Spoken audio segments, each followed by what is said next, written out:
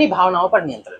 देखिए, तो आपने देखा होगा कि जितने भी सफल व्यक्ति होते हैं, तो सफल व्यक्ति होते हैं तो उनमें ये बात देखी गई है कि उन्हें अपने इमोशंस पर, भावनाओं पर बहुत ज़्यादा कंट्रोल होता है। इसलिए आपने ये टर्म सुना होगा, साइकोलॉजी में यूज होता है, इमोशनल इंटेलिजेंस। ठीक है, तो इमोशनल इंटेलिजेंस क्या है?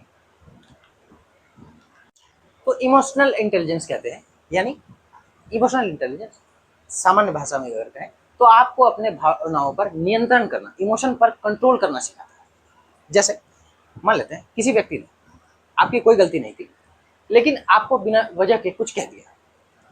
अब आप क्या हुआ कि उस बात को दिल से लगाकर बैठ गए और कई दिनों तक उस बात को सोचते रहे, मेरी कोई गलती नहीं थी, मैंने ऐसा नहीं किया था, मैंने उसे कुछ नहीं कहा था, फिर भी उसने मुझे ऐसा क्यों कहा। और आप क्या हुआ, आपने अपना दिन समय बर्बाद कर दिया। लेकिन अगर आपको अपने इमोशंस पर कंट्रोल है तो आप सोचेंगे कि उस व्यक्ति ने मुझे ऐसा क्यों कहा, मेरी कोई गलती नहीं कोई गलती थी, तो या तो आप उस व्यक्ति से बात करेंगे, और अगर कोई अनजान व्यक्ति था जो एक दो लफ्ज या एक वाक्य कहकर आपको चला गया, एक बात कहकर चला गया, तो आप उसे लेट गो कर देंगे। लेट गो यानी उसे जाने देंगे, जाओ, फॉरगिव एंड फॉरगेट।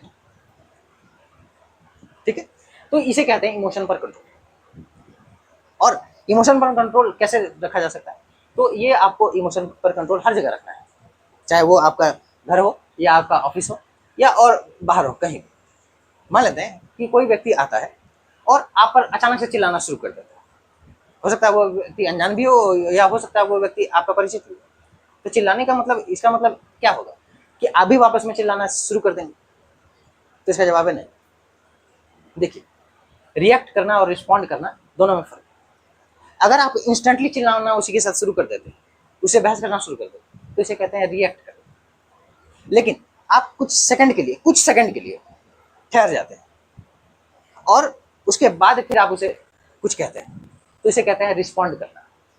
या आप उस व्यक्ति को थोड़ी देर के लिए टाल सकते हैं। जैसे अगर व्यक्ति आपका परिचित है या आपके घर का सदस्य है, तो आप उसे कह सकते हैं कि भाई अभी मैं इस बात को लेकर बाद में चर्चा करूंगा, कुछ देर बाद चर्चा करूंगा, कल चर्चा करूंगा या करूंगी।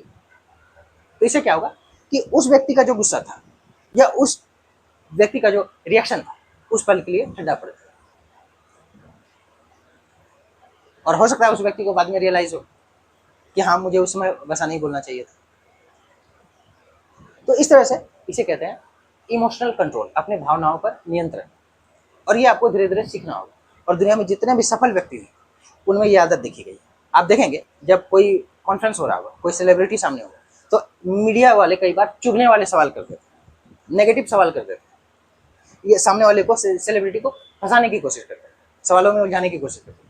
लेकिन जो सेलिब्रिटी जिनके अंदर इमोशनल कंट्रोल होता है, खास करके जितने भी सेलिब्रिटी होते हैं ना, जितने भी महान लोग होते हैं, तो वह कहीं ना कहीं उनमें एक चीज़ धीरे धीरे समय के साथ वो डेवलप कर लेते हैं, उसका नाम है एंगर मैनेजमेंट। वो अपने गुस्से पर नियंत्रण करना सीख जाते हैं। और ये बात, अगर आपको जीवन में सफल होना है तो आपको ये बात सीखनी होगी कि अपने गुस्से पर नियंत्रण करना सीखना होगा, एंगर मैनेजमेंट सीखना होगा। तो सेलिब्रिटीज को आपने देखा होगा कि कई बार मीडिया वाले, रिपोर्टर उनसे तीखा सवाल करते हैं और वो मुस्कुराकर सवाल को डाइवर्ट कर देते हैं या मुस्कुराकर हाँ या ना में बोलकर चुप हो जाते हैं। तो इसे कहते हैं इमोशनल कंट्रोल। ये हम सभी जानते हैं कि वो जो सामने सेलिब्रिटी खड़ा है और वो जो सामने रिपोर्टर खड़ा है, उन दोनों की कोई तुलना ही नहीं हो सकती। मैं किसी को बहुत ज्यादा भाव नहीं दे रहा हूँ, लेकिन मेरे कहने का मतलब है कि हर व्यक्ति की एक क्षमता होती है।